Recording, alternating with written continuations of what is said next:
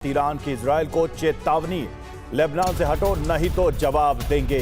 राष्ट्रीय सुरक्षा समिति के चेयरमैन इब्राहिम अजीजी ने कहा, एमओयू के सभी शर्तें लागू करे अमेरिका। यह अजीजी ने कहा, दक्षिण लेबनान को भी खाली किया जाए।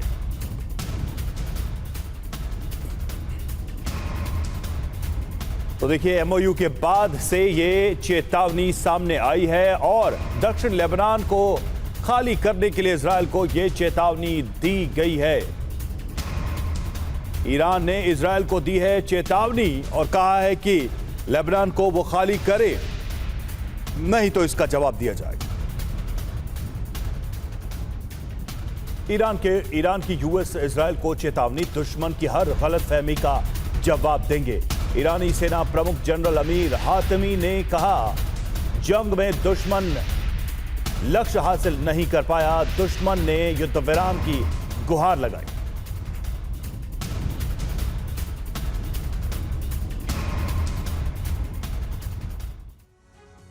और जेनेवा में समझौते पर होने वाले हस्ताक्षर में सिर्फ 36 घंटे बचे हैं। अमेरिका इसे महज औपचारिकता बता रहा है, लेकिन इजरायल से जो रिपोर्ट सामने आ रही है वो इशारा करती हैं कि 14 सूत्री एमओयू अपने अंजाम तक शायद ही पहुंच सकेगा। डोनाल्ड ट्रंप जिसे समझौता करार दे रहे हैं वो इजरायली प्रधानमंत्री के लिए मुसीबत बन चुका है। बेंजामिन नेतन्याहू इजरायल में चारों तरफ घिरे हैं, उनकी आलोचना हो रही है, तो वहीं दूसरी तरफ कुड्स फोर्स ने प्रॉक्सी नेटवर्क को एक बार फिर मजबूत करने का ऐलान कर दिया है। ऐसे में डर है कि समझौते के बीच नेतन्याहू ऑपरेशन प्रॉक्सी शुरू कर सकते हैं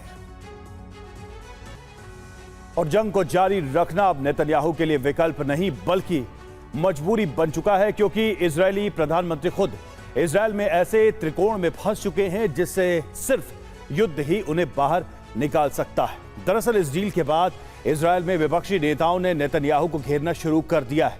इजरायल के प्रमुख विपक्षी नेता नफ्ताली बेनेट ने कहा है, इजरायल में सरकार बदलने के बाद ही ईरान में तख्ता पलट का काउंटडाउन शुरू होगा।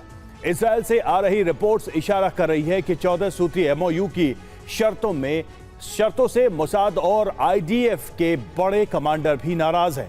ट्रंप के खिलाफ नेतन्याहू की चुप्पी से उनमें गुस्सा बढ़ता जा रहा है। कई अधिकारी नेतन्याहू का विरोध कर रहे हैं। इधर जनता में भी बेंजामिन के खिलाफ गुस्सा है। लोग पूछ रहे हैं कि उन्होंने लंबे वक्त तक देश को युद्ध में झोंके रखा, लेकिन आखिर में इस समझौते से इजरायल को क्या हासिल हुआ।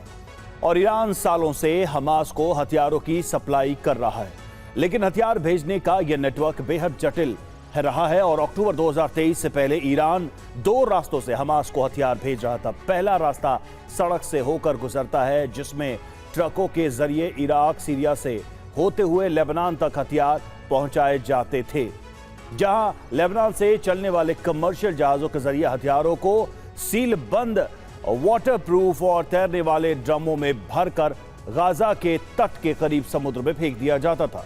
गाजा के स्थानीय मछुआरे इन्हें समुद्र से निकालकर हमास तक पहुंचाते थे। इस रूट के जरिए ईरान से हमास तक हथियार पहुंचने में करीब 10 से 15 दिन का वक्त लगता था।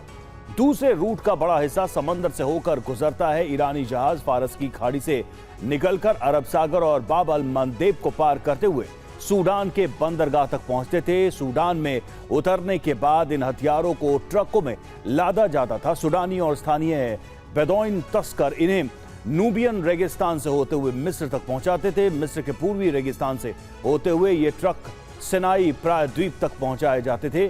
सिनाई प्रायद्वीप पहुंचने के बाद इन हथियारों को मिस्र और गाजा पट्टी के बीच बने राफा बॉर्डर तक लाया जाता था, जहां से राफा की अंडरग्राउंड सुरंगों के जरिए गाजा के अंदर हथियार पहुंचा दिए जाते थे। यह रास्ता बेहद जटिल था। इसमें अक्सर एक शिपमेंट को गाजा पहुंचने में 2 से 3 महीने का वक्त लगता था। अमेरिका से डील के बाद ईरान पर लगे प्रतिबंध हट सकते हैं, जिसके बाद ईरान को गाजा तक बिना किसी रुकावट के राहत सामग्री पहुंचाने की छूट मिल जाएगी। ईरानी जहाज लाल सागर से सीधा आगे बढ़ेंगे और स्वेज कैनाल पार कर गाजा पहुंचेंगे, लेकिन इन जहाजों में राहत सामग्री के बीच हथियार छिपे होंगे, जिससे हमास का पुनर्जागरण होगा, उसे फिर से मजबूत किया जा सकेगा।